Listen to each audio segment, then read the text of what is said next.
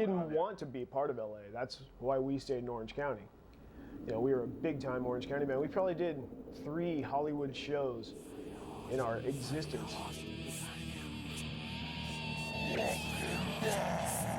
To think of Slayer in Los Angeles when all this glam stuff was going on, for every action there's an equal and opposite reaction. And I think that that's the best way to define what Slayer was about. When Slayer first started out, they actually were wearing makeup in the early days, probably one of the only thrash bands who really ever went that route. We put makeup on like guys as opposed to putting on makeup like women. Yeah, we were like the anti-Hollywood thing. That's what we always, in the beginning, that's what we wanted to be. We wanted to be anything that Hollywood wasn't.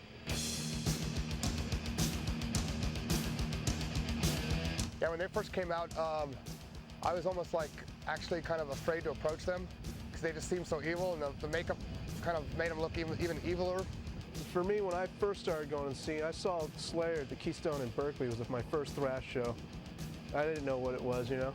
And I was standing up front, and they went on, and the pit exploded, and it was just like, oh, this is thrash. I remember the first time seeing them live in '86, and I was literally scared to get near where the action was happening. I mean, I went to go see them in Wasp, but I'm like, I'm gonna get killed here. Seeing Slayer in the mall was probably one of the most religious shows I ever went to.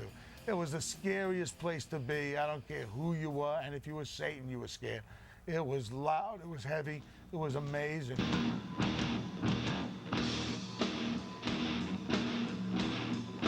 You can listen to the early Slayer records, you can listen to Hell Awaits, or you can listen to their very first album, or Chemical Warfare EP.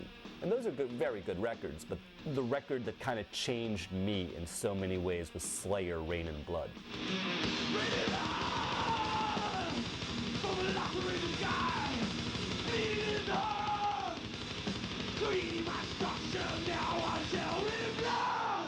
The best album for me, it's easy. It will be Rain and Blood, of course. I mean, it's the thrash Bible, I would say.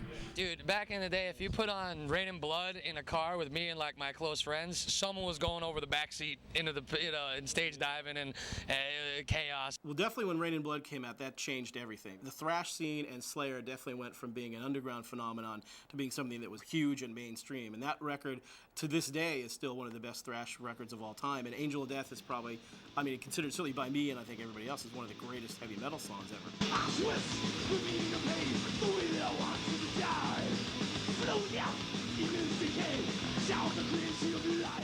Angel of Death, the heaviest song of all frickin' time. Can I just say that?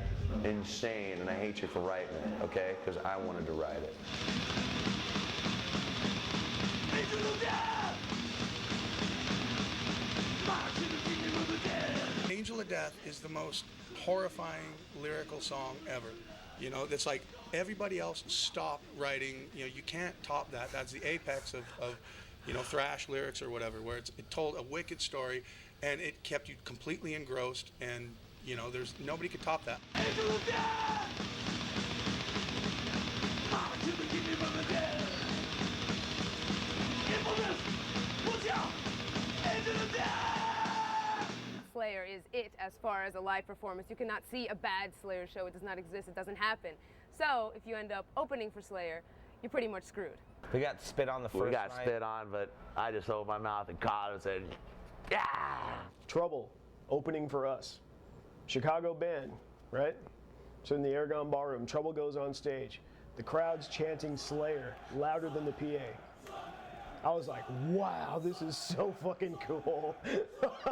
And the drummer kind of snapped and he didn't handle it right. And it just got kind of ugly. Yeah! Slayer! Yeah! Slayer! Slayer! Slayer! Arguably the heaviest band of all time, and Slayer has never teeter-tottered or faltered for a second. And the integrity they've shown over those years has put them in a position where they are, where they've set the standard on what is heavy. Gods. Yeah. Slayer were pretty much the still reigning kings of thrash. I mean, you know, Slayer, they've influenced as many people or more as us and Metallica, you know. Well, Slayer really, when you look back on it, was probably the biggest and most successful thrash band from the LA scene. Even though Metallica started in LA, I think most people look at them and they really had their success when they moved to San Francisco. And Slayer was a true LA band. They still live in LA. And once they came out, you know, they influenced so many other bands, and you had a lot of bands that, if it wasn't for Slayer, I don't think at the time in LA you would have seen any other thrash bands that were out there.